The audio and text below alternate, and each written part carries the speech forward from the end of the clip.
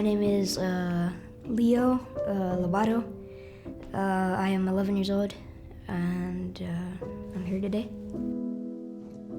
My name's Laura Hochnaudel, and I found Richard Lambert Foundation the end of 2018, going into 2019. My name is Renee Lund, and my son Tanner, my 19-year-old son Tanner, was killed by a drunk driver on March 26, 2022. My name's John Kroll. I was back at the pretty much the start of the pandemic with the isolation, and my wife Kay, who is very healthy, we'd been doing some remodeling in the house after doing quite a bit of travel. We had been retired. We retired fairly young. Kay got up in the morning. We were watching TV, and she got up in the morning and gave me a kiss and said she was going to get her shower and get ready to go see the grandkids. Oh, about 10 seconds later, I heard this crash. She was down. I went in there, and it's like, oh my God, honey, what's wrong? And she never regained consciousness. A week later, she was an organ donor. So the reason I came to the Richard Lambert Foundation is because my brother passed away on Halloween from an incident, car accident. I had lost my husband, Aaron. We were together 1 year, married 9, and he passed away unexpectedly. From the beginning, I started seeking out places to get support for my grief. It was nothing anyone I knew had ever experienced, and my family, while loving, they certainly didn't get it. And especially losing someone unexpectedly and so young. It was a month before his 53rd birthday.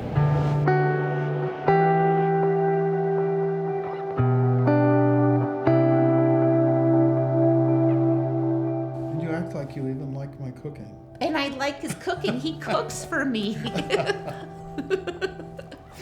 There's a loneliness in grief, and it can actually manifest into an aloneness.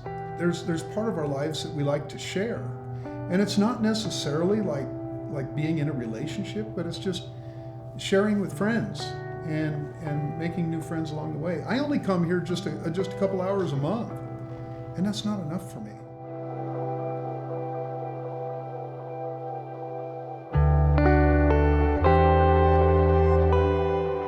I had anxiety, I had depression, and the Richard Lambert Foundation really did help with my anxiety and depression because I can be able to explain it more, be able to talk to somebody more, and figure out what to do in that situation. It's helping me with that and all the other stuff like school, karate, and all the other stuff I'm really stressed out about.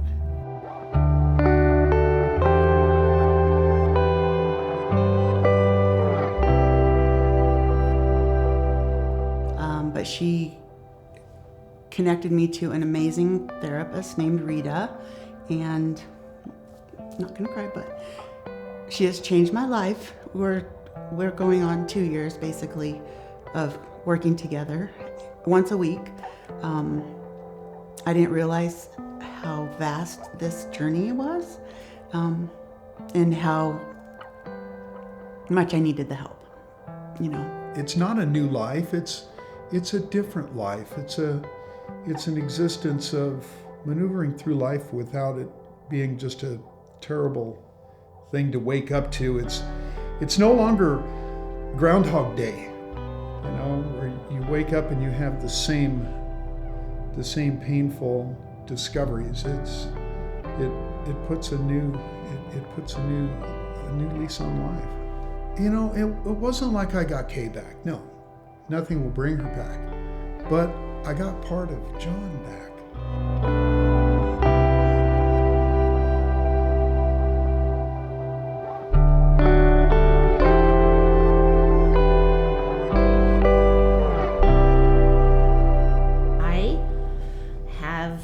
participated in, it was just a 6 or 8 week program.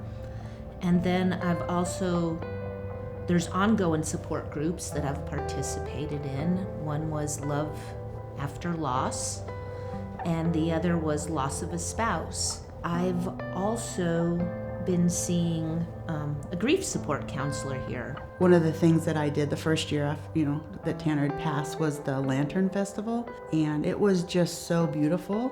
I can't explain it. Very humbling to see so many people there. So it was therapeutic, one, to be around people who were there for the same reason. But it wasn't solemn until the end when we put the lanterns in the water. I have highly recommended coming here to people when they're vacillating, or even in the beginning of their grief journey. I might tell them it might not be the right time. You might not be ready for it, but know that this is here. So I'm gonna help out with the Richard Lambert Foundation, helping out with my karate, because in order for me to get my black belt, I have to do a fundraising project.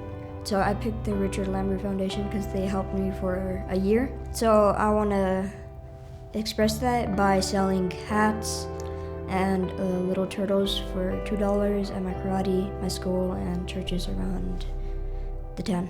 There are several ways people can give back, and that I have given back to the Richard Lambert Foundation. There's a little mechanical stand or electronic thing where you can give money, and I've put some money in there, and as I continue to see the benefit, I did a lump sum donation to get my husband's name up on the board and honor him.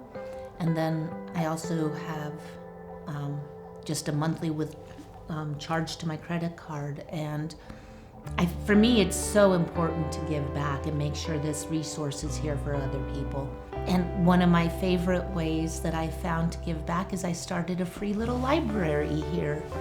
And it's my mission when I go to thrift stores to look for books about grief on, what I found books for children, loss of a mother, loss of spouse, moving forward. And for me, it's kind of my mission now. I will say one of the most important things for me is the opportunity to have a feeling of being able to give back, to get on the board back behind me and have a display of the little leaf in Kay's honor, and be able to, be able to make a little contribution to something that's going to make a difference in people's lives.